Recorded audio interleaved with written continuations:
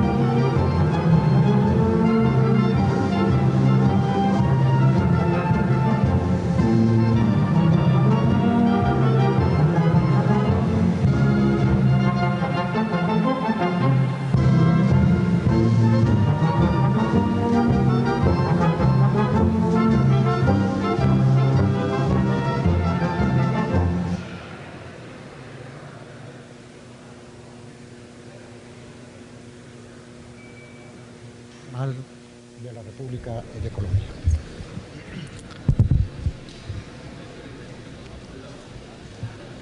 Es una transmisión de Señal Colombia para todo el país. Himno Nacional de la República de Colombia, a cargo de la banda del Guardia Presidencial. Por favor, señor secretario, continuar con el orden del día, poder tomar asiento. Gracias. Siguiente punto del orden del día.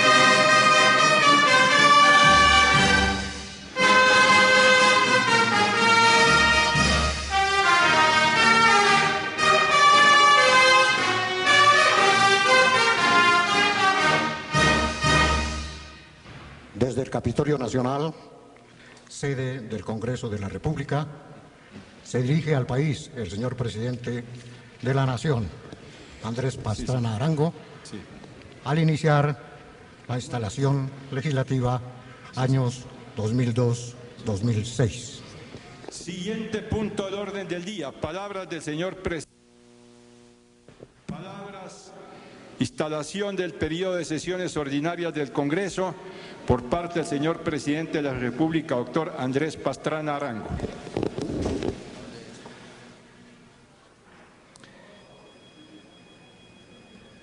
Señor doctor Gustavo B. Lemos, vicepresidente de la República y ministro de Defensa Nacional. Señor doctor Carlos García Orjuela, presidente del Congreso. Señor doctor Guillermo Gaviria Zapata, presidente de la Cámara de Representantes. Honorables presidentes de las altas cortes, señores ministros del despacho, señor doctor Gabriel Mesa Zuleta, secretario general de la Presidencia de la República, doctor Ramiro Valencia, alto consejero presidencial, señor general Fernando Tapia Sterling, comandante general de las Fuerzas Militares, señores generales y vicealmirante, comandantes de fuerza, jefe de Estado Mayor Conjunto y director general de la Policía Nacional, doctor Edgardo José Maya Villazón, procurador general de la Nación, doctor Carlos Sosa Escobar, contralor general de la República, doctor Juan Carlos Echeverri Garzón, director del Departamento Nacional de Planeación, señor coronel Germán Gustavo Jaramillo, director del DAS, honorables senadores y representantes, doctor Juan Hernández, secretario privado, invitados especiales, colegas periodistas, señoras y señores, Nora Santiago.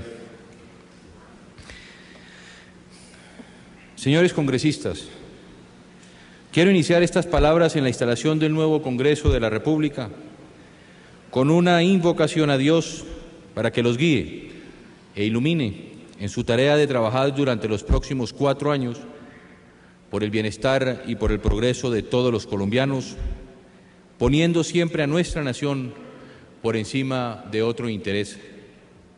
Colombia, nuestra querida empresa Colombia, tiene 1000 razones para creer, 1000 razones para la esperanza.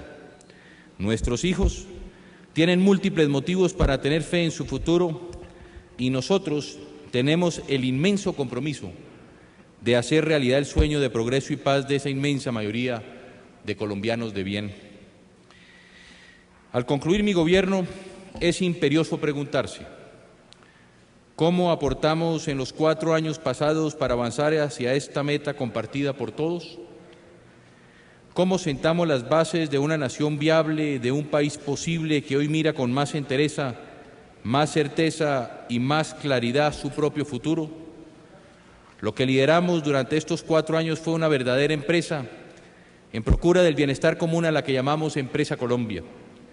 Una empresa en la que ejercí como gerente durante 4 años, en que ustedes actuaron como nuestra junta directiva y que todos y cada uno de los colombianos fueron sus accionistas. Como gerente, he venido haciendo desde hace más de 2 meses en mis alocuciones semanales una detallada rendición de cuentas al país. Y hoy, ante esta Asamblea General de Accionistas, me propongo presentar el informe global de mi gestión. Hablaré sobre el país que encontré, porque en toda gestión de resultados hay que saber de dónde se viene para poner en contexto lo realizado. Hablaré sobre lo que hice durante mi periodo presidencial para sacar adelante la empresa Colombia, con más utilidades que pérdidas. Y hablaré sobre el futuro, sobre cómo podemos entre todos seguir trabajando para garantizar que lo hecho hasta ahora no se pierda, sino que sirva de base para consolidar un país cada día mejor y con más justicia social. Ustedes lo saben más que nadie, señores congresistas. Es una moda nacional hablar mal del Congreso, aún de este que apenas se posesiona. Pero yo estoy en la obligación de reconocer hoy, ante ustedes y ante el país, que el Congreso de la República, durante mi administración, asumió su papel con verdadera responsabilidad y fue copartícipe de los logros que hoy presento ante ustedes. Este esfuerzo realizado, señores congresistas, con vocación de patria y con conciencia de colombianos, merece de mi parte y de parte de todos sus compatriotas el más entusiasta y sincero reconocimiento. Ustedes como congresistas y yo como presidente hemos realizado una gestión histórica por nuestra nación que el futuro habrá de agradecer. Apreciados amigos, hoy por primera vez en la historia de Colombia no voy a hacer un discurso tradicional en la instalación del Congreso. Los tiempos cambian y evolucionan, y creo que como gerente de nuestra empresa común estoy en la obligación de explicarles a ustedes y a todos los socios que nos ven o que nos escuchan a través de los medios de comunicación con más detalle y en forma más gráfica, utilizando los avances de la tecnología, lo que hemos hecho. Los invito esta tarde a seguir en esta exposición como en un viaje de 4 años por nuestra empresa Colombia. Hoy me quiero referir a una semilla de futuro que fueron estos 4 años de gobierno. La agenda que vamos a ver es lo que hoy quiero compartir con ustedes de nuestra gestión de gobierno. En primera instancia, logramos la estabilidad económica. Vamos a hablar de este tema. Segundo, cómo y de qué forma buscamos mayor eficiencia en el gasto social, mejor infraestructura y cómo apoyamos a la producción. En tercera instancia, me referiré a cómo y de qué forma recuperamos la confianza internacional. Cuarto, cómo y de qué forma le apostamos a la paz. Quinto, el fortalecimiento de nuestras Fuerzas Armadas. Y sexto, lo que considero yo que debe ser el balance de esta empresa Colombia. Primero, logramos la estabilidad económica. ¿Qué encontramos? Si nos remontamos a 1998 para hacer la evaluación dentro del contexto histórico. En primera instancia, un déficit fiscal cercano al 6%, con una tendencia hacia el 7%, una economía en franca decadencia. Ustedes recordarán que los colombianos pagaban en 1998 tasas de interés cercanas al 50%, un desempleo creciente. En 1994 el desempleo era del 7.4%, en 1998 era un desempleo cercano al 16%, con una tendencia hacia el 20%, como efectivamente llegó. Había una inestabilidad cambiaria. Si ustedes recuerdan, honorables congresistas y colombianos, la banda, como se dice en el argot de los economistas, estaba pegada al techo. Había un deterioro acelerado del sistema financiero. Cuando entré al gobierno, inclusive recuerdo que en la campaña electoral no se hizo mención de este tema. La banca pública estaba en crisis, la banca privada estaba en crisis, la banca hipotecaria estaba en crisis y el sistema cooperativo estaba en crisis.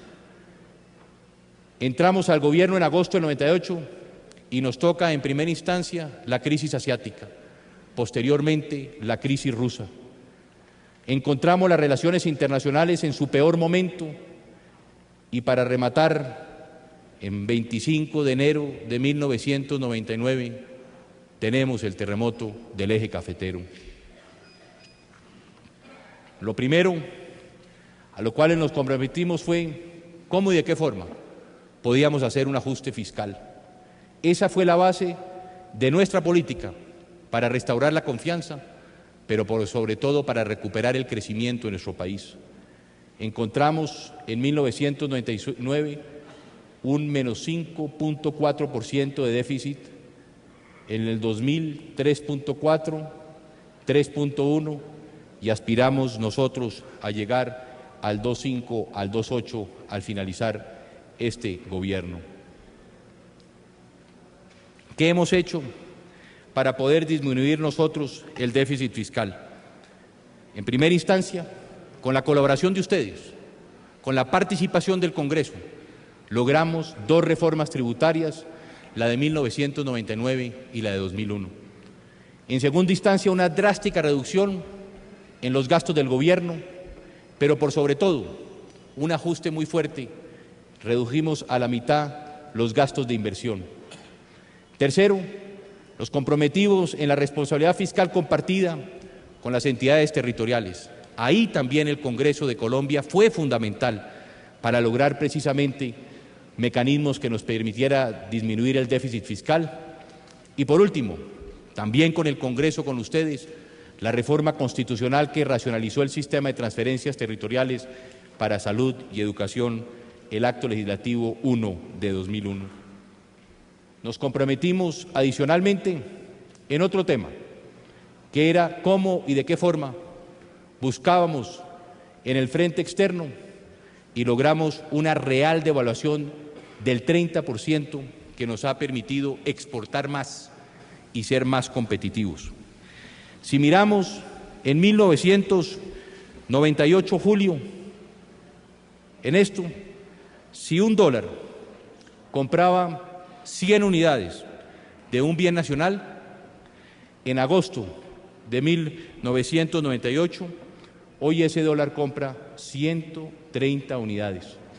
Hoy mejoramos nuestra competitividad y eso nos ha permitido exportar más. El tema de las tasas de interés nos preocupaba a los colombianos y por eso reitero, cuando al llegar al gobierno los intereses estaban en el 50.5%, hoy los colombianos están pagando 16.5%, unas de las más bajas tasas de interés en la historia de Colombia. Nos ha permitido fomentar los negocios, le ha permitido a los colombianos una vez más ser sujetos de crédito. Y uno de nuestros temas en los cuales nos comprometimos fue precisamente en la inflación. En mi campaña electoral reiteré que al finalizar mi gobierno íbamos a terminar con una inflación de un dígito. Y aquí tenemos que reconocer que este ha sido un trabajo compartido de las políticas de mi gobierno con el Banco de la República.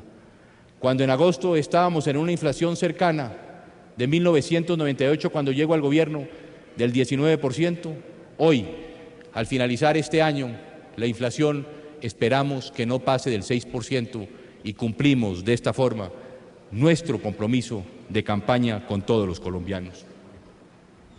Y como decía, al llegar al gobierno nos encontramos con una crisis sistémica, crisis en la banca pública, crisis en la banca privada, crisis en el sistema hipotecario, crisis en las cooperativas. Y por eso actuamos de una forma oportuna para buscar los mecanismos que nos permitiera a nosotros minimizar el costo de esa crisis financiera. Miremos a Argentina en el 90, le costó 55 puntos del Producto Interno. Miremos a Indonesia en el año 97, casi 50 puntos del Producto Interno. Miremos a Chile en el 81, casi 40 puntos del Producto Interno Bruto. A Colombia en 1999 nos costó 4.1% del Producto Interno Bruto. ¿Qué hicimos aquí en primera instancia? Salvar los ahorros de los cuentavientes en Colombia, que era lo primero que teníamos que buscar. ¿Cómo y de qué forma salvábamos la plata de los colombianos? Segundo, siempre se trató de decir que habíamos socializado las pérdidas, cosa que no es cierto. Lo que hizo el gobierno fue dedicar crédito al sector financiero y subsidios para los colombianos para pagar de esta forma sus viviendas. Gracias a todas estas medidas que tomamos, hoy el sistema financiero en Colombia está dando utilidades y buenas utilidades. Y en última instancia, lo más importante, que no dejamos que a Colombia llegara la crisis financiera. Afortunadamente los colombianos no saben, ni sabemos qué es ir a un banco y presentar un cheque y que le contesten que no hay recursos para pagarle. O que un colombiano puede ir a un cajero automático y poner su tarjeta y que le salga en la pantalla que no hay recursos para pagar. Eso fue lo que logramos a costos cercanos a los de Suecia, 4.1% de nuestro Producto Interno, para resolver esa crisis endémica. Todas estas políticas, a las cuales le he hecho mención, han sido premiadas ¿por quién? Por los mercados internacionales. Así como hablamos de globalización hoy económica, tenemos que hablar de globalización política. ¿Y quiénes son quienes juzgan si han sido las medidas que hemos tomado, si el manejo económico ha sido el adecuado? Son hoy unos jueces implacables que son los mercados internacionales. Hoy los mercados castigan demasiado duro y demasiado rápido. Antes, lo que una crisis podía durar 1 o 2 años, hoy puede durar 2 o 3 semanas. Y aquí es lo que estamos viendo, esa percepción del riesgo de nuestro país, que si nos remontamos a marzo del 2000 a hoy en día, Colombia ha sido hoy reconocida por su manejo.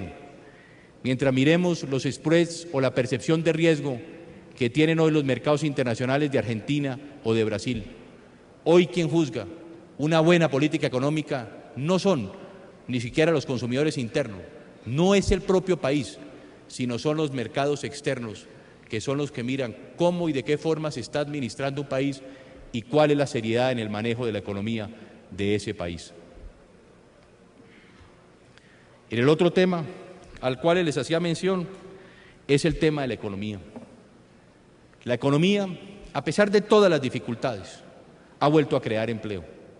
Miremos lo que sucedía en millones de personas que habían sido o que eran empleadas en 1998. Estamos hablando de 15.4 millones de colombianos que tenían empleo. En 1999, en la crisis, bajamos al 14.3 y en el 2000 llegamos a 16.3 millones de personas que hoy tienen empleo.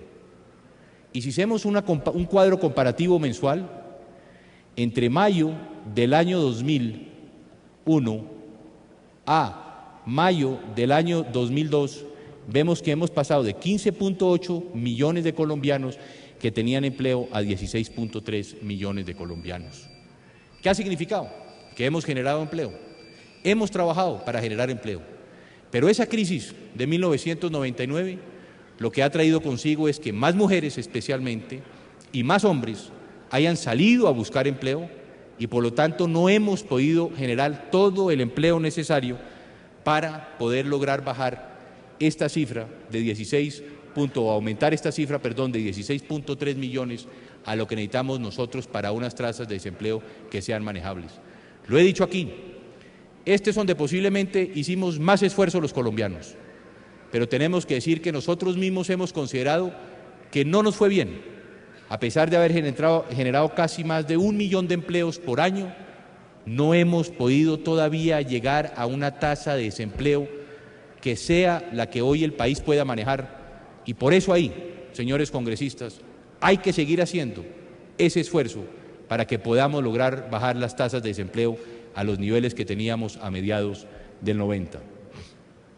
Miremos el desempleo, miremos la tasa desde 1990, 1995, 7.6% la tasa de desempleo en el país, 1998 que llega casi al 17%, llegamos a finales del 98 a 20.5%, hemos hecho un esfuerzo, hoy la tasa nacional de desempleo está en el 15.4%, aspiramos a que al finalizar el gobierno podamos seguir bajando esta tasa, pero aquí reitero es donde hay que seguir haciendo un esfuerzo muy fuerte por parte del gobierno.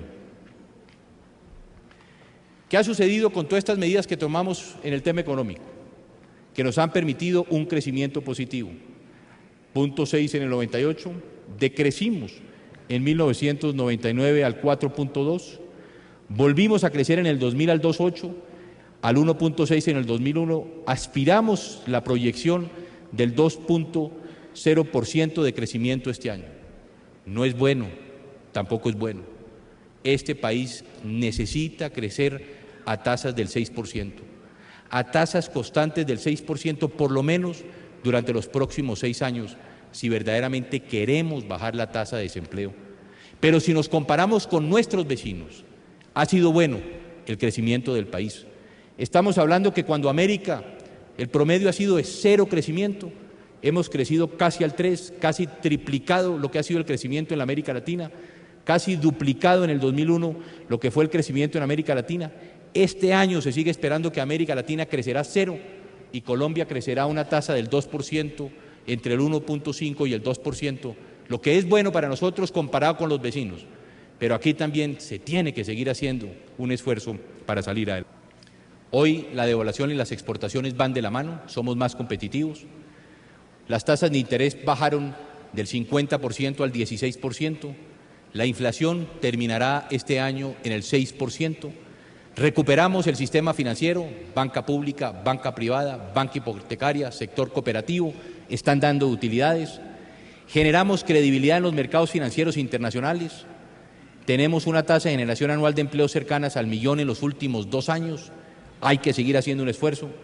Estamos creciendo por encima del 98 y el 99 y estamos creciendo por encima de nuestros vecinos. Pero reitero, hay que tener una política de crecimiento cercana al 6% en los próximos años. El segundo punto en el cual me quiero referir hoy es la eficiencia en el gasto social. Cómo mejoramos la infraestructura y cómo y de qué forma apoyamos la producción. Creamos 707.000 nuevos cupos educativos y entregamos 220.000 subsidios para que los niños menores de 15 años permanecieran en la escuela. Con la crisis del 99 encontramos que cerca de 220.000 niños iban a abandonar sus escuelas y por eso generamos la posibilidad de entregar 220.000 subsidios para que ellos se permanecieran en sus escuelas. ¿Qué más hicimos en la educación? Hoy tenemos cerca de 50.000 colombianos que están estudiando, nuevos colombianos, en educación rural. Creamos pruebas de calidad para educación básica y superior. Lo que se puede evaluar, se puede mejorar. Y por eso nosotros con ustedes pusimos en el énfasis no solo de mayor cobertura, sino de mejor calidad. Hoy tenemos un nuevo estatuto docente en que por méritos y no por tiempos, hoy los maestros van a acceder a esos ascensos y por primera vez los recursos, como he dicho yo, van a perseguir a los niños y no a los maestros. Vamos a llegar con los recursos a los niños para mejorar y ampliar la educación en nuestro país. Y recuperamos la inversión en ciencia y en tecnología.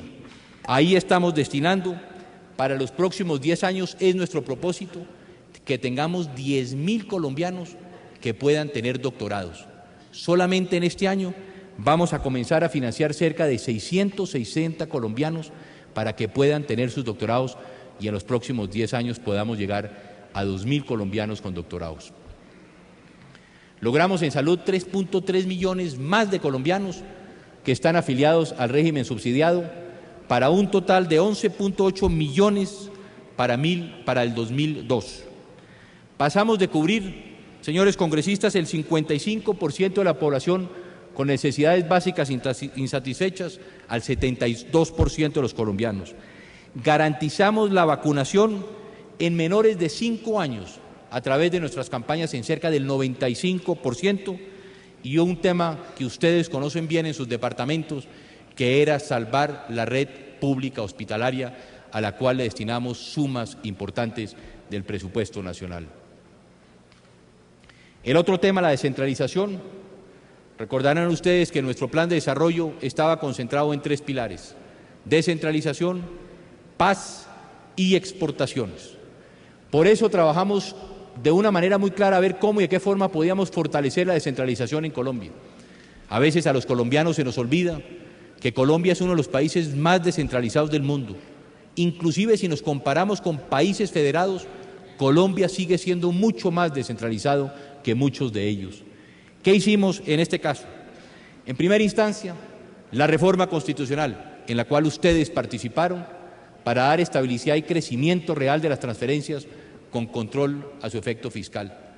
Recordemos que la Constitución del 91 y posteriores leyes lo que venían haciendo era un manejo poco flexible de nuestra economía. Llegamos al tope del 46% de las transferencias. Por cada peso que ingresara al presupuesto nacional, 46 centavos tenían que ir a los departamentos y municipios. Con ustedes diseñamos que en el momento en que llegamos al máximo de las transferencias, al 46%, hoy se le están dando a los departamentos y a los municipios ese número, esos dineros a su mayor crecimiento, más año a año el costo de vida, más 2 puntos. Aquí hay una revolución muy importante, especialmente para los alcaldes, porque saben cuánto dinero les va a llegar durante su mandato, que no va a depender de los ingresos, porque lo sucedía anteriormente, si se bajaban los ingresos, se bajaban las transferencias. Los alcaldes proyectaban y no tenían recursos. Hoy lo que estamos haciendo es dándole una garantía para que esos alcaldes puedan proyectar, puedan planificar sus inversiones y de esta manera puedan cumplir con sus municipios. Trabajamos con ustedes, señores congresistas, en la ley de responsabilidad fiscal de departamentos y municipios.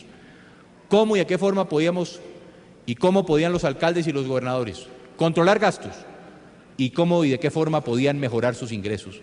Esto es muy importante, porque aquí hemos venido trabajando y sabemos de los esfuerzos que hicieron los gobernadores, sabemos de los esfuerzos que hicieron los alcaldes, y lo que hicimos nosotros fue, a través del Fondo de Estabilización Petrolera, donde había 600 millones de dólares consignados en el Banco de la República, sacar 200 millones de dólares para trabajar con los municipios y los departamentos y hacerlos más viables. Si miramos las cifras, hoy 312 municipios de Colombia tienen su deuda en cero. Cuando llegamos al gobierno, esos municipios no eran sujetos de crédito. Los alcaldes no podían invertir. Hoy tienen su deuda en cero y pueden salir a conseguir recursos para buscar mejorar las inversiones en sus municipios. Y lo que es más, el 50% de los municipios en Colombia hoy, a través de estos recursos del Fondo de Estabilización Petrolera, hoy 50% de los municipios han rebajado su deuda a la mitad con la ayuda que desde el Gobierno Nacional les dimos y con los esfuerzos que ellos realizaron. Y por último, se hizo una evaluación de la descentralización. Por primera vez hoy el Gobierno hemos hecho un análisis de nuestras fortalezas y nuestras debilidades. ¿Cómo y de qué forma podemos seguir fortaleciendo la descentralización y cuáles son las reformas que tenemos que hacer para buscar fortalecerla en el país? Otro de los temas en los que nos comprometimos fue acueductos y alcantarillados. En esto invertimos cerca de 3.5 billones de pesos en acueductos y alcantarillados. Hoy tenemos una nueva cobertura urbana para 2.8 millones de habitantes, para un total del 95% de cobertura urbana en acueducto y un 87% en alcantarillado. Trabajamos de la mano con operadores privados. Hoy 1.3 millones de colombianos están dependiendo de los operadores privados y frente a la crisis que teníamos y cómo y de qué forma podíamos invertir en este sector, invitamos precisamente a la inversión privada y con el aumento que tuvimos en cerca de un 37% nos permitió en buena parte ampliar esta cobertura que tiene hoy el país. Otro de los temas era el de la telefonía. ¿Cómo y de qué forma podíamos trabajar? Muchos de ustedes siempre nos llegaban al gobierno, a los ministros, cómo y de qué forma podíamos comentar a buena parte de nuestros municipios que no tenían comunicación. Colombianos que tenían que caminar 2 o 3 horas para hacer una llamada local, una llamada nacional. Hoy, a través de Compartel, que no es una empresa multinacional, sino simplemente la sigla para decir compartamos teléfonos, hemos llegado a 6.700 localidades, es decir, a 6.700 puntos del territorio nacional en que hoy los colombianos, a distancias no más de 5 minutos, pueden tener la posibilidad de hacer una llamada local o nacional. Y adicionalmente, a través de la agenda de conectividad, conectamos 940 puntos en un número similar de municipios para que estén incluidos y para que puedan hacer uso también del Internet. Que no solamente tengan teléfono, sino también generarle a los jóvenes de Colombia la posibilidad de tecnología a través del Internet. En el otro tema que nos comprometimos era el de vías para la paz. Si uno mira el mapa de Colombia y si ustedes ven en cuáles departamentos está concentrada la violencia, buena parte de la violencia en nuestro país está concentrada en los departamentos que no tienen vías, que no tienen infraestructura. Y por eso nosotros destinamos 900.000 millones de pesos para beneficiar a 24 de 32 departamentos en lo que hemos denominado Vías para la Paz. En tan solo 2 años se pavimentó lo que no se había pavimentado en los últimos 20 años en nuestro país. Con 900.000 millones pavimentamos 1.200 kilómetros de la red secundaria de Colombia. 1.200 kilómetros que hoy permiten, por ejemplo, a los amigos del Putumayo, estar más cerca de las ciudades, más cerca de su capital, más cerca del interior del país en 4 horas. Y si miramos lo que es la carretera que hemos diseñado en el Guaviare, les estamos ahorrando a los amigos del Guaviare cerca de 8 horas en verano para conectarse con el interior del país, y en invierno casi un día que se logran ganar para que ellos puedan también salir y exportar sus productos. Nos comprometimos también en lo que tenía que ver con el sistema de transporte masivo. Yo he venido insistiendo desde cuando fui alcalde de Bogotá que las ciudades no se deben comprometer con el metro, sino que hay que trabajar con mecanismos alternativos, sistemas de transporte alternativo al metro, que es muy costoso y no resuelve en buena parte los problemas de las ciudades. Y por eso, durante mi gobierno, la Nación financió el 66% del proyecto de Transmilenio para los próximos 15 años en Bogotá, pero igualmente financiamos el 70% del sistema de transporte masivo de Cali, sistema igual al Transmilenio de Bogotá, con la diferencia que en los próximos 2 años y medio, Cali hará toda su red que corresponde a su sistema de transporte masivo. En 2 años y medio, Cali hará lo que en Bogotá va a tomar 15 años para hacer todas las troncales, e igualmente, a través de un documento COMPES, respaldamos soluciones similares de transporte para Barranquilla, para Ibagué, para Pereira y para Bucaramanga. El otro tema era energía, cómo y de qué forma podíamos interconectar más a nuestro país. Y la cobertura pasó del 84% al 89% entre 1998 y el 2001.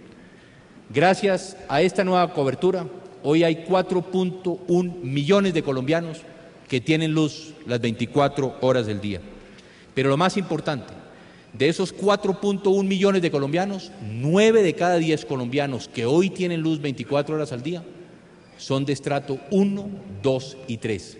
Llegamos a los sectores más pobres y más marginados porque ellos también tienen derecho a tener luz y una vivienda digna, como más adelante les explicaré.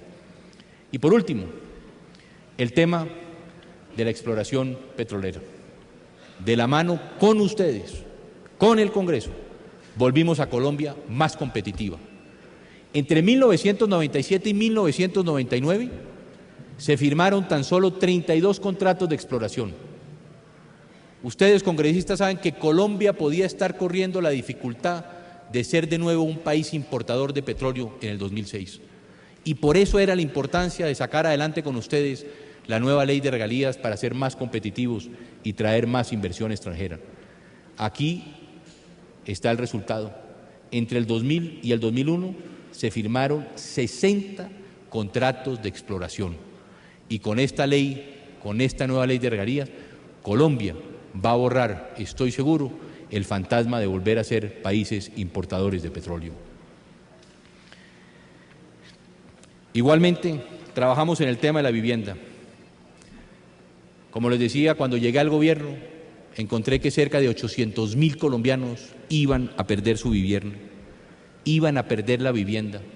El sistema UPAC había entrado en crisis y por eso, como gobierno, trabajamos en 2 temas fundamentales. En primera instancia, cómo y de qué forma podíamos salvar la banca hipotecaria, y como les expliqué anteriormente, invertimos $1 billón en créditos a la banca hipotecaria para salvar la banca.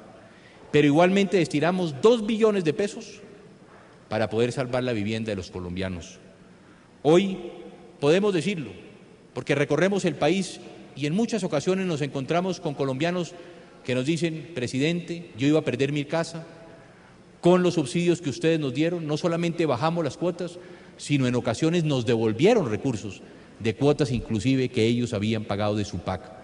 Por eso hemos dicho nosotros que en nuestro gobierno se hizo la verdadera revolución de la vivienda, porque no solo le salvamos la vivienda a 800.000 colombianos, sino que adicionalmente entregamos cerca de 372.000 subsidios familiares por 2.3 billones de pesos.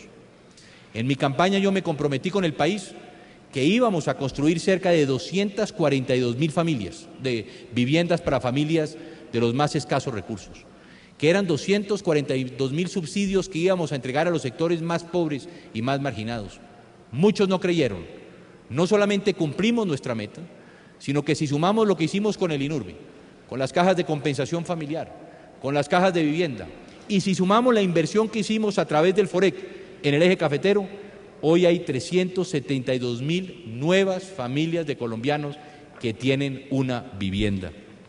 Y no solamente entregamos nuevas viviendas, sino dos temas. Creamos un nuevo sistema, más limpio, más transparente, el ahorro programado. Pasamos desde el momento mismo en que creamos el sistema de 60.000 familias colombianas que habían ahorrado para poder acceder a los concursos de vivienda, a 550.000 familias hoy, 550.000 colombianos hoy, que a través del sistema de ahorro programado pueden concursar de una forma mucho más transparente, no con recomendaciones políticas o porque son amigos del presidente o del ministro o de los miembros de la Junta Directiva. Hoy los colombianos de forma transparente, con su ahorro programado, pueden acceder más fácil a una vivienda. Y algo muy importante, actualizamos el valor de los subsidios. En 1998 los subsidios del Estado eran de 3.9 millones de pesos a cada colombiano. Hoy estamos entregando 7.9 millones de pesos a cada colombiano, lo que significa que hoy esos colombianos pueden tener también una vivienda digna como les corresponde. Nos tocó crear, después de la crisis del UPAC, un nuevo sistema de vivienda, la UR. Aquí están las cifras. Si miramos lo que sucedió hacia 1999, miremos lo que eran las cuotas del UPAC y miremos los salarios de los colombianos. Esta brecha que se presentó entre las cuotas y los salarios fue lo que llevó a la crisis del UPAC y a tener que generar un nuevo sistema de vivienda. Generamos la VR en 1999 y hoy lo que estamos viendo es que hoy los colombianos pueden tener la tranquilidad de que sus cuotas de vivienda van de la mano con sus salarios, que no son más altas las cuotas que sus salarios y que no se presente esta brecha, sino que hoy hay un sistema que le puede dar confianza y tranquilidad a todos los colombianos. Trabajamos también, porque ese era nuestro compromiso, con la pequeña, los micros y medianas empresas. Le dimos crédito a cerca de 25.000 pequeñas, micro y medianas empresas en nuestro país. Capitalizamos el Fondo Nacional de Garantías con 100.000 millones de pesos, beneficiando a 121.000 micro, pequeñas y medianas empresas a través de avales que le dio el Gobierno Nacional. En segunda instancia, a través de la Ley 550, también con ustedes, con el Congreso presentamos la Ley 550. ¿Qué pasó con la Ley 550? Salvamos cerca de medianas y grandes empresas del maíz, cerca de 329 empresas, lo que significa que a través de esa ley que logramos con ustedes, salvamos el empleo a 30.000 colombianos que casi lo pierden. En esto también el Congreso, con ellos y de la mano de ellos, salvamos estas empresas en el país. Y por último, capitalizamos el IFI en cerca de 700.000 millones de pesos y lo convertimos exclusivamente en un banco de segundo piso. El otro tema que nos comprometimos en el plan de desarrollo era cómo podíamos desarrollar una verdadera cultura exportadora. A través de la red Colombia Compite, hoy estamos aumentando productividad y competitividad empresarial. Cada 6 meses nos hemos venido reuniendo con los empresarios. Cada 6 meses trabajamos con ellos para hacer una evaluación. ¿Cómo va el gobierno? ¿Cómo va el sector privado? ¿En qué nos hemos comprometido? ¿En qué hemos fracasado? ¿Cómo podemos implementar políticas que nos permita exportar mucho más? Y creo que ese trabajo mancomunado entre el sector privado y el gobierno hoy es ejemplo en América Latina. Creamos las 4 zonas especiales de exportación: Cúcuta, Buenaventura, Valledupar e Ipiales. Hoy estamos exportando mucho más productos a muchos más mercados y le dimos prioridad a las negociaciones internacionales, a lo que son las preferencias arancelarias con los Estados Unidos, que esperamos que en los próximos días no solamente las extiendan, sino que amplíen estas preferencias hacia nuestro país. Trabajamos en el arancel externo común al interior de la Comunidad Andina, en la Organización Mundial del Comercio, y aquí hay un tema en el cual me quiero detener unos instantes, que es el ALCA. Aquí es donde tenemos que trabajar gobierno, sector privado y academia. Y aquí también de ustedes, del Congreso, depende en buena parte el futuro de nuestro país. Aquí en el ALCA, en la Asociación de Libre Comercio de las Américas, que en el 2005 será una realidad, es donde tienen que centrarse los esfuerzos del próximo gobierno para que podamos diseñar una política que nos permita proyectar el país hacia el futuro. Ahí es donde hay que centrar los esfuerzos del próximo gobierno en las negociaciones internacionales. Hoy hay un equipo del gobierno, estamos trabajando de la mano con el sector privado y estamos trabajando con la academia, esperando poder sentar las bases que permitan al próximo gobierno avanzar muy rápidamente para generar esa política exportadora para el país para los próximos años. Y otro tema en el cual muchos de ustedes trabajaron también de la mano con nosotros, el campo colombiano. Lo primero era reactivar el crédito, lo primero era volver al campesino una vez más sujeto de crédito. Invertimos 4.6 billones de pesos para la reactivación del crédito al sector agrícola colombiano. ¿Qué logramos con esto? Recuerdan ustedes que en los últimos 10 años Colombia dejó de sembrar cerca de 700.000 hectáreas. En la última década perdimos la posibilidad de siembra en 700.000 hectáreas en nuestro país. En estos 4 años hemos recuperado la mitad, 350.000 nuevas hectáreas cultivadas, y hoy tenemos 2.9 millones de toneladas de nueva producción. Son alimentos hoy cultivados por el campesino colombiano, para consumo colombiano, para exportación de nuestros productos colombianos, en una política que hoy ha sido reconocida. Ahora quiero referirme en tercera instancia al tema de la confianza internacional. Lo primero que teníamos que hacer frente al mundo entero, frente a lo que siempre se ha dicho de nuestro país, en que somos nosotros los cultivadores y los procesadores de droga, y habíamos cargado con esa culpabilidad, lo primero que teníamos que salir a decirle al mundo era que todos éramos responsables, que más de estar apuntándonos con el dedo productores o consumidores, era cómo podíamos trabajar de una manera corresponsable frente a este tema. Y por eso, a través de la diplomacia por la paz, desarrollamos la política y el principio de la corresponsabilidad. ¿Qué hicimos en primera instancia? El Plan Colombia. Teníamos que presentar un plan al mundo entero para que pudiéramos, entre todos, diseñar en buena parte cómo y de qué forma podíamos invertir en nuestro país. El Plan Colombia es un plan para los próximos 3 años de 7.5 mil millones de dólares, 7.5 billones de dólares, de los cuales nosotros los colombianos, porque a veces hay la percepción que todo es ayuda internacional, cosa que no es cierta. Nosotros los colombianos hoy vamos a invertir en 3 años 4.864 millones de dólares. Este es el plan social más grande de la historia de nuestro país. Desafortunadamente, las primeras informaciones y las primeras imágenes del Plan Colombia tuvieron que ver con la ayuda militar, tuvieron que ver con la ayuda antinarcóticos de los Estados Unidos. Y efectivamente, el 75% de la ayuda de los Estados Unidos es ayuda que va para combatir el narcotráfico. Y el 25% es ayuda que va al componente social. Por primera vez en la cooperación con los Estados Unidos, hoy tenemos cerca de 300 millones de dólares que va para desarrollo alternativo, inversión social, fortalecimiento internacional y justicia. Pero la realidad del Plan Colombia es que de estos 7.5 billones de dólares, el 70 o 75% está destinado a la inversión social, a programas que tienen que ver con la recuperación económica y social, familias en acción, empleo en acción, jóvenes en acción, vías para la paz, en programas que tienen que ver con la solución política negociada al conflicto y con el fortalecimiento institucional y el desarrollo social. Y tan solo el 25 o el 30% del Plan Colombia va destinado a lo que tiene que ver directamente con la lucha contra el narcotráfico. Para esto, ¿qué era lo primero que teníamos que hacer? Mejorar las relaciones con nuestro principal aliado. Al fin y al cabo, los Estados Unidos es nuestro primer socio comercial. Con ellos teníamos que comenzar a recuperar la credibilidad de nuestro país. Y en esto, con el presidente Clinton y hoy con el presidente Bush, tenemos las relaciones entre Colombia y Estados Unidos en su mejor momento, y no solamente vienen ellos destinando recursos para el tema de la lucha contra el narcotráfico, sino que hoy tenemos grandes posibilidades, reitero, de la extensión y sobre todo de la ampliación del ATPA para mejorar también y beneficiar a los exportadores colombianos. En segunda instancia, teníamos que comprometer a los europeos. Ellos han sido claros en que no quieren invertir en el componente militar, sino que quieren invertir en el componente social.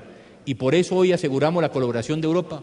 En los próximos días inauguraremos las inversiones en el primer programa de palma africana en el Magdalena Medio, con una inversión cercana a los 100 millones de dólares. Y por último, lo que claramente demuestra que volvimos a ser protagonistas en la política internacional es el reconocimiento que hoy le hace el mundo a Colombia. Hoy Colombia hace parte del Consejo de Seguridad de las Naciones Unidas. Cuando llegamos a él, posiblemente llegamos con una de las mayores votaciones para que un país fuera miembro del Consejo de Seguridad. Tuvimos la presidencia del Consejo de Seguridad de las Naciones Unidas durante el 2001. Tenemos la presidencia de lo que se denomina el Comité de Sanciones Afganistán en este momento. Y somos vicepresidentes del Comité de la Lucha contra el Terrorismo del Consejo de Seguridad en las Naciones Unidas. A través de la Organización de Naciones Unidas también tuvimos la presidencia de la Conferencia de Desarrollo Sostenible. En la OEA trabajamos y reelegimos al actual secretario, al expresidente César Gaviria. En el Grupo de Río tuvimos su secretaría pro tempore en el año 2000.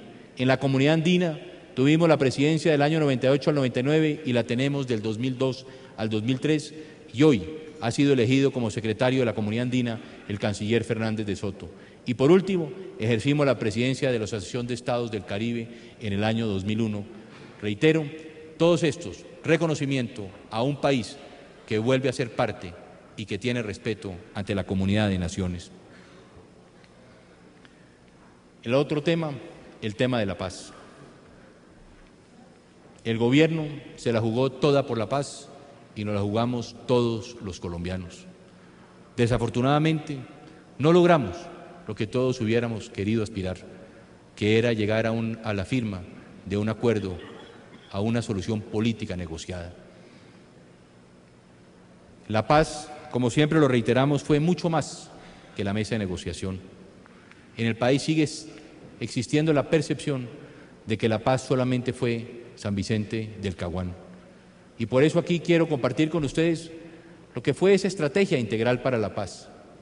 Lo que desde el primer momento y después del mandato por la paz, cuando 10 millones de colombianos le entregaron un mandato al presidente que iba a ser elegido en 1998, diseñamos una estrategia que en primera instancia tenía como elemento fundamental la inversión social. Hoy el Plan Colombia, 75% de él va a la inversión social. Segundo, recuperar el reconocimiento de nuestro país, y por eso diseñamos la diplomacia para la paz. Tercero, la lucha frontal contra el narcotráfico. Cómo y de qué forma todos los colombianos podíamos ante el mundo entero generar, como lo hicimos, el principio de corresponsabilidad, y hoy el mundo acompaña a Colombia en la lucha contra el narcotráfico. Cuarto, teníamos que trabajar en el fortalecimiento institucional, pero especialmente en el fortalecimiento de nuestras fuerzas militares y de policía. Y por último, cómo y de qué forma podíamos llegar a una solución política negociada al conflicto, que fue precisamente todo el diálogo y todas las conversaciones que tuvimos con la FARC y con el ELN. ¿Cómo y de qué forma diseñamos esa solución política para poder resolver nuestro conflicto? Primero, en mi caso personal, invertí todo mi capital político al servicio de la paz. Sentamos por primera vez a los dos grupos insurgentes en la mesa de negociación a la FARC, pero hablamos, dialogamos de forma permanente con el Ejército de Liberación Nacional. Creamos los instrumentos necesarios dentro del marco legal, y aquí está precisamente cuando nos tocó ampliar la Ley 418, también con el Congreso, generamos todo el espectro y el marco legal, y todas y cada una de las actuaciones de mi gobierno siempre se hizo dentro del marco de la Constitución y de la ley.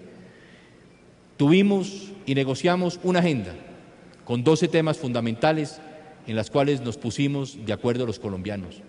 Involucramos a las principales fuerzas políticas del país y a las principales fuerzas sociales, y algo fundamental que era buscar y lograr el acompañamiento de la comunidad internacional.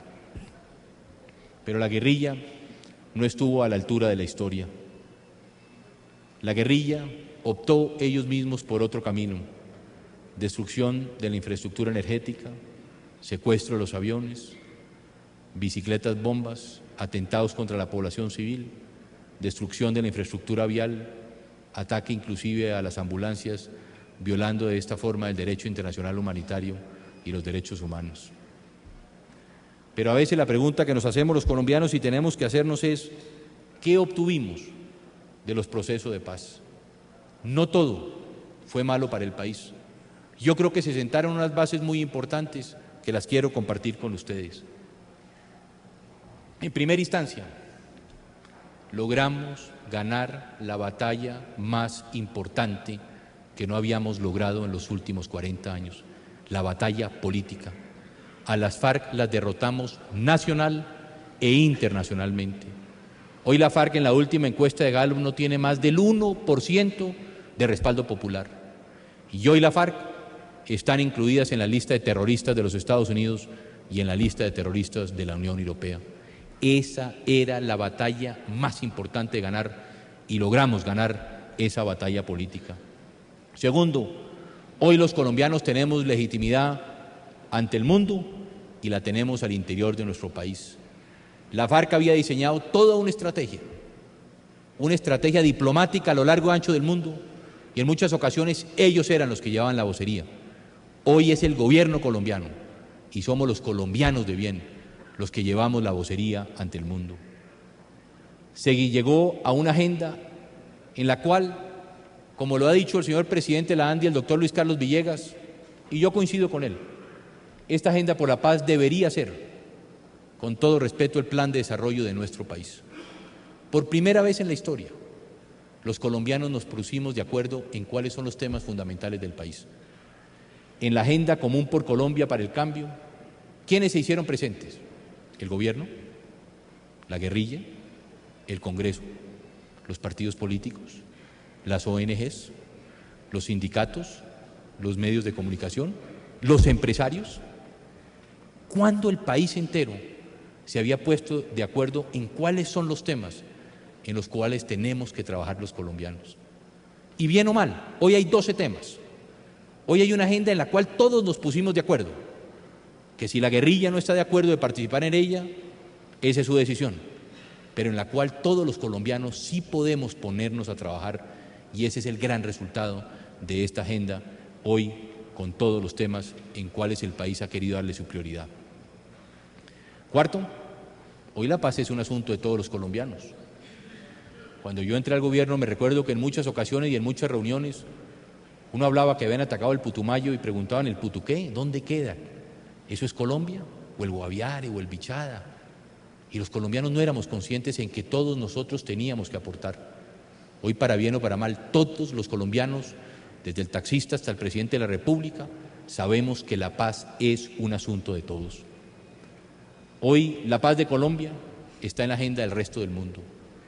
Los foros internacionales, hace tan solo unos días en la Universidad de Georgetown, en los Estados Unidos, más de 157 estudiosos estaban presentes hablando de Colombia. Hoy hay más de 40 conflictos ante el mundo parecidos al nuestro, y Colombia hoy ante el mundo también está en la agenda mundial, está en la agenda académica, cosa que es muy importante para nosotros. Hicimos una negociación de frente al país. Yo le pregunto hoy a ustedes, señores congresistas, ¿en qué país del mundo se le ha dado la posibilidad a la guerrilla de que pueda expresarse como lo hicieron en Colombia?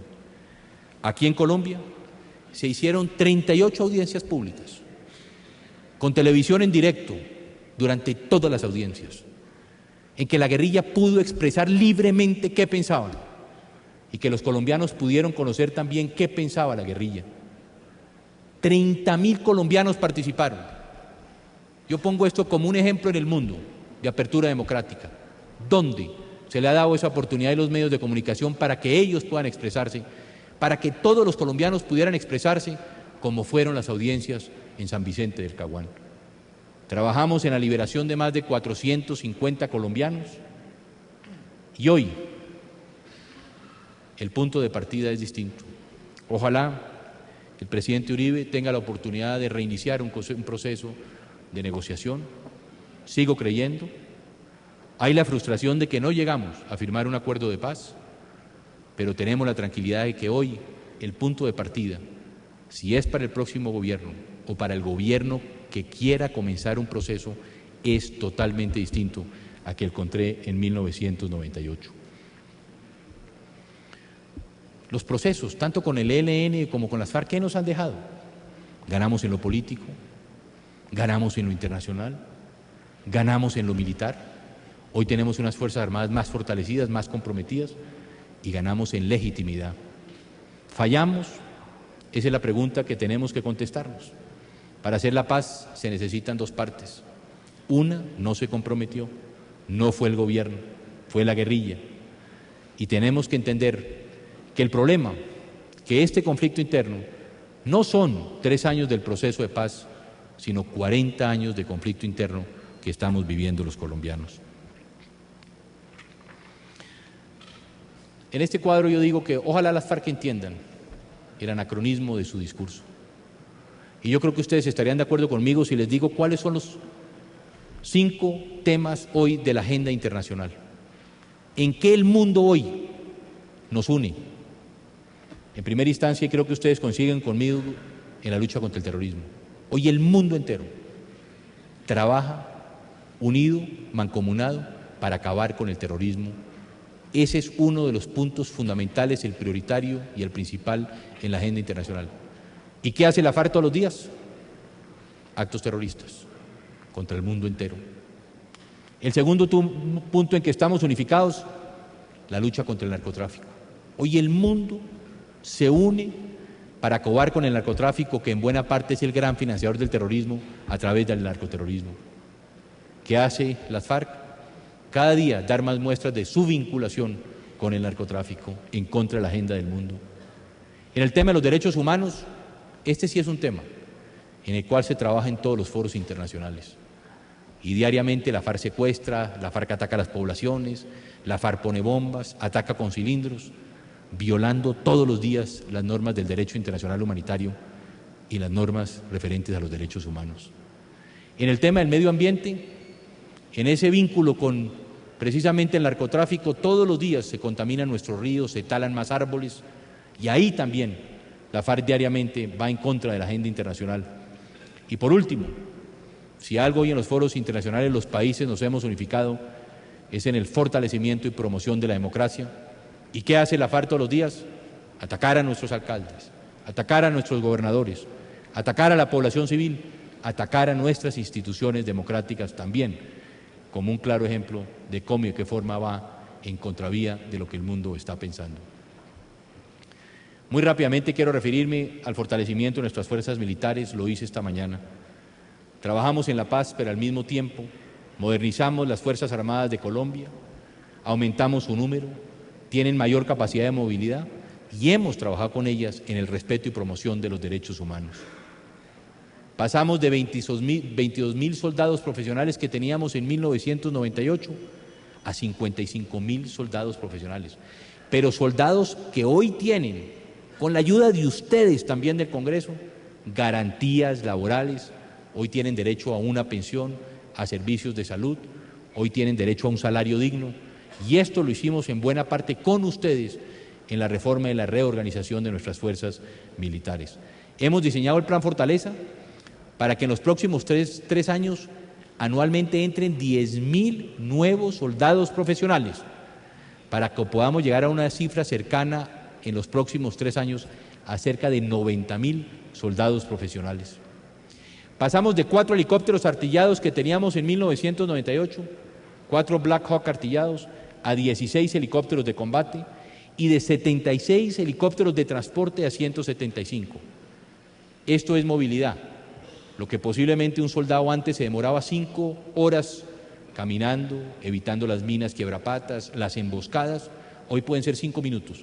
Y esto en buena parte se debe a tener cerca de 100 helicópteros más de transporte para nuestras fuerzas militares. incrementamos de 3 a 7 las brigadas móviles.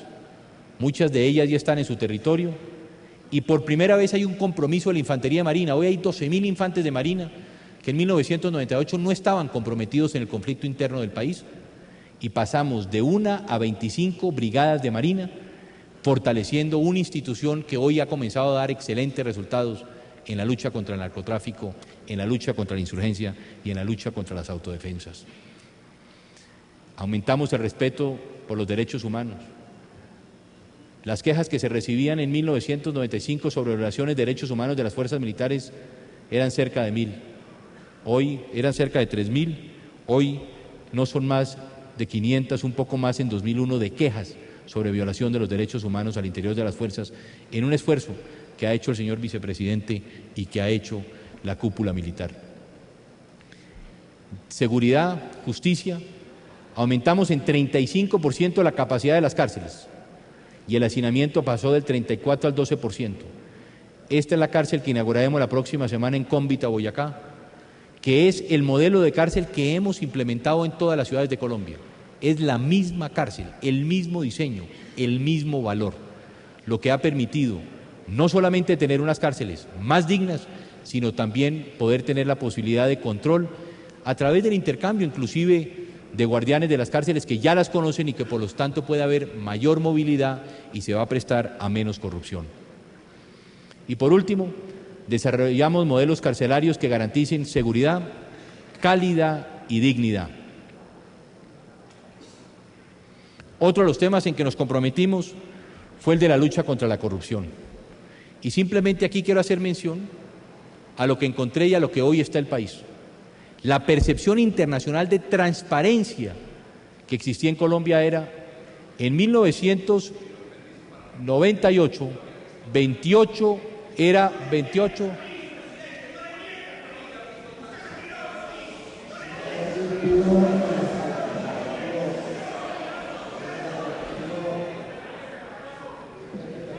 En 1998 Colombia era catalogado como el tercer país más corrupto del mundo. Hoy estamos en el 42, de acuerdo con Transparencia Internacional. Y por último, miremos lo que yo quiero compartir con ustedes, que este es un ejercicio que hemos hecho con el Departamento Técnico y con la Jefatura de Planeación Nacional. Nunca en la historia de Colombia se había hecho un balance de lo que es la empresa Colombia. Y yo creo aquí, señores congresistas, que en buena parte yo quiero compartir con ustedes lo que yo creo que debe ser el futuro del país y en lo que podemos trabajar los colombianos. La deuda más importante que tenemos en nuestro país es la deuda social. ¿Cuánto nos falta como nación para que todos los colombianos tengamos una vida digna? ¿Por qué no nos sentamos a pensar en un momento cómo logramos coberturas del 100% en los servicios sociales esenciales? Y yo he hecho un ejercicio en los próximos 13 años. Hoy en Colombia tenemos una cobertura de educación básica y media de 87%. Si llegamos en el 2015 al 100%, nos va a costar invertir 11.3 billones de pesos para lograr el 100% de cobertura, lo que significa que nos vale 5.7 puntos del Producto Interno. Si nosotros logramos aumentar la cobertura del 22 al 44 en educación superior, ustedes me preguntarán por qué está solo el 44, porque no todo el mundo va tras la educación superior. Hoy las cifras, el promedio en América Latina, especialmente en el Cono Sur, es 37% de educación superior. 44 en el 2015 sería muy buena para nuestro país, nos costaría 29.3 billones de pesos, es decir, 14.7 puntos del Producto Interno. En el caso de la salud, si le damos a todos los niños de Colombia, hoy tenemos 63% de cobertura al 100%, nos costaría 17.3 billones, 8.7 del PIB. Los ancianos, que hoy todos tenemos una cobertura del 15%, si llegamos al 100% nos costaría 7.8 billones, 3.9. En acueducto y alcantarillado llegar al 100% nos costaría 3.1 billones, 1.6. En vivienda de interés social, pasar de una cobertura del 81 al 100% tendría un costo de 23.2 billones, 11.8 del PIB.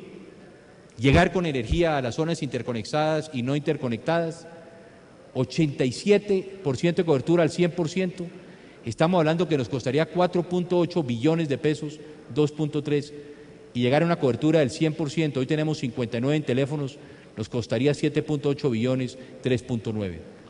En las vías, si invertimos, hoy tenemos vías con buen pavimento, 68% de cobertura y 32% con regular y malo. Si llegamos al 100 de bueno y regular y malo 10, nos vale 17.3 billones, tan solo 8.7.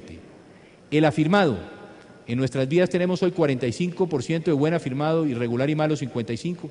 Si llegamos al 90% del afirmado bueno y tan solo 10 del malo, nos vale 0.7 billones, 0.4.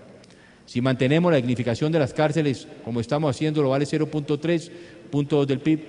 Y si mantenemos el escenario que hemos venido de invertir en nuestras fuerzas militares, un escenario medio, nos vale 8.2 billones de pesos, cerca de 4.1 del PIB.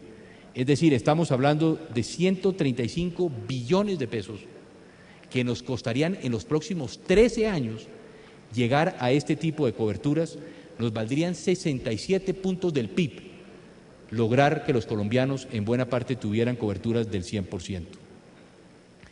Ojo a esta gráfica en la cual ustedes también se han comprometido, que es la deuda pensional. Aquí es donde está verdaderamente la bomba de nuestro país. Este gráfico no se había presentado hasta ahora. A través de planeación se tiene una cifra concreta, cuánto vale la deuda pensional de nuestro país. Y nos vale, óigase bien, 206% del Producto Interno Bruto. Y vamos a tener graves problemas. Nos vamos a pasar aquí, desde 2009, nos va a costar, hoy estamos 3% del producto hasta llegar al 6%, y entre el 2009 y el 2030 vamos a tener esta curva, que ¿qué es lo que va a suceder? Que nosotros, nuestros hijos y posiblemente nuestros nietos no van a tener quien les paguen una pensión.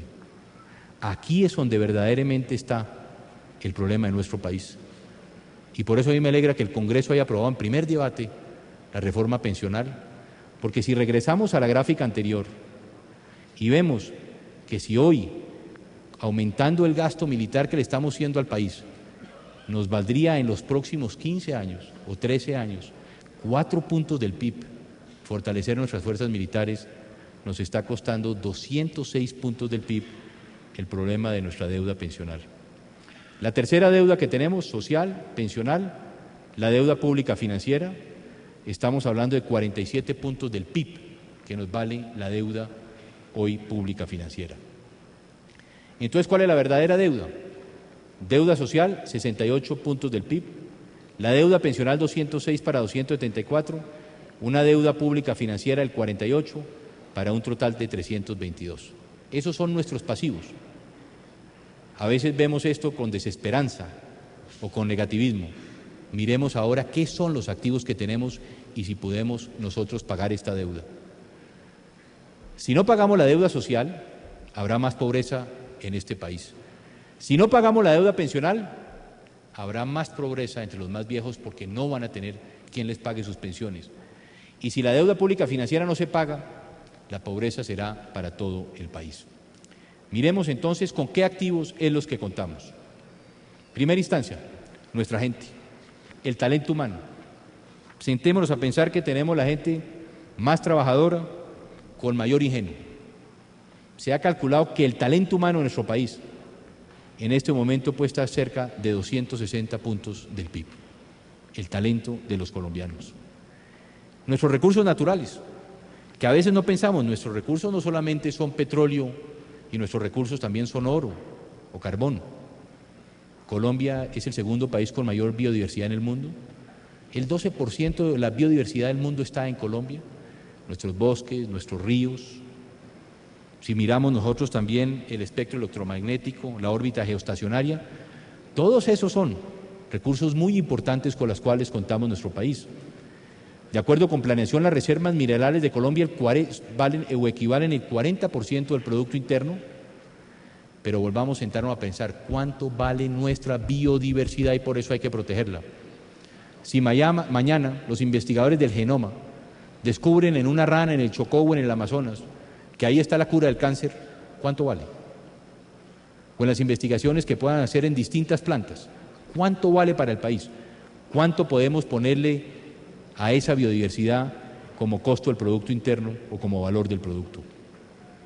Los activos físicos valen 240 puntos del Producto Interno Bruto, instrumentos, maquinarias, el sector privado, estamos hablando de edificaciones, estamos hablando de vías, estamos hablando de gas, de telecomunicaciones, eso vale 240 puntos del PIB.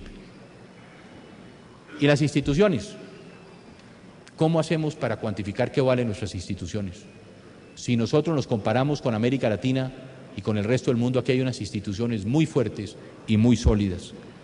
Tenemos que afianzar el derecho de propiedad, tenemos que afianzar la preeminencia del Estado y de la ley, tenemos que afianzar en Colombia la normatividad clara y estable y sobre todo mecanismos que nos permitan seguir generando confianza y que nos permitan generar confianza nacional e internacional. Y yo es aquí donde me hago una pregunta. Instituciones como el Congreso de Colombia, instituciones democráticas como el Congreso del país, ¿cuánto las podemos cuantificar? Yo leía esta mañana en un medio de comunicación de Bogotá, decía, el Congreso de Colombia apenas se renovó en un 50%, el Senado de la República. Que la Cámara de Representantes apenas se había renovado en un 72%. ¿Cuánto valen esas instituciones, señores? Y es la pregunta que yo me hago con todo respeto. Un Congreso que se renovó en el 50% del Senado y 72% de la Cámara, ¿hay que revocarlo?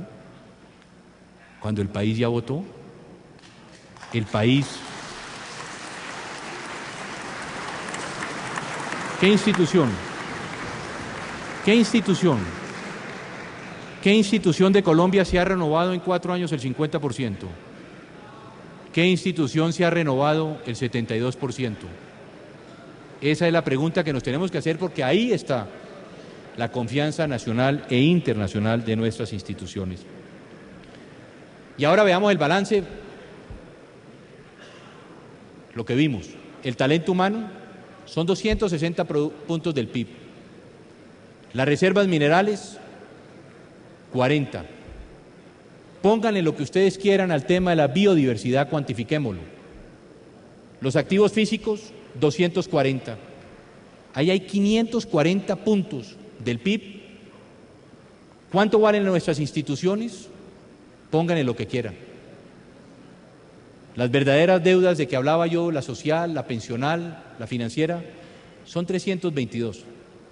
Aquí hay un valor muy positivo de nación. Estamos proyectando un país tan solo a los próximos 13 años. Ahí están los recursos. Ahí tenemos un país en las cuales tenemos que pensar de manera positiva y no negativa. ¿Qué hemos avanzado en estos 4 años para aprovechar nuestros activos y pagar estas deudas?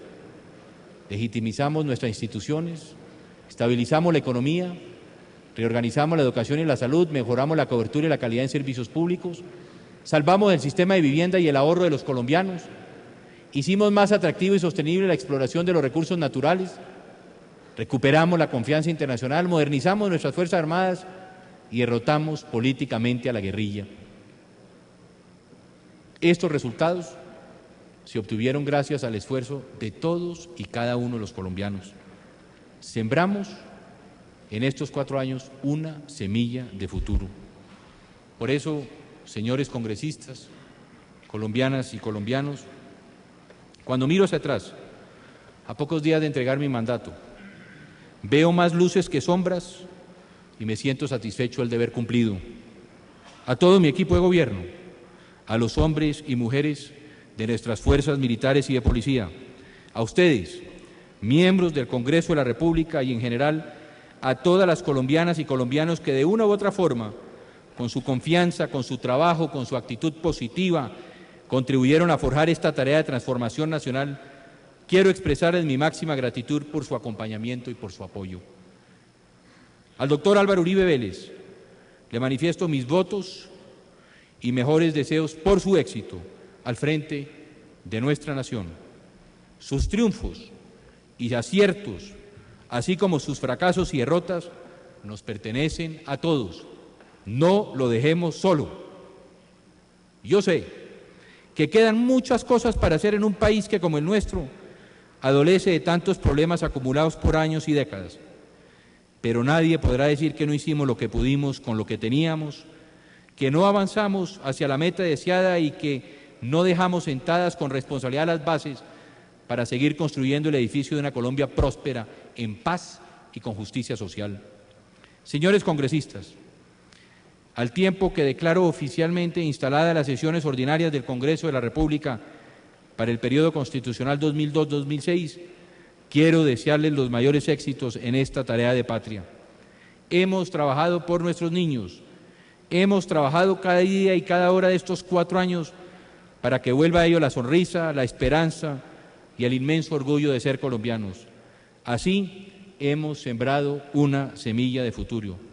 Dios bien lo sabe y la historia lo proclamará. Que Dios los bendiga y que Dios me bendiga. Muchas gracias.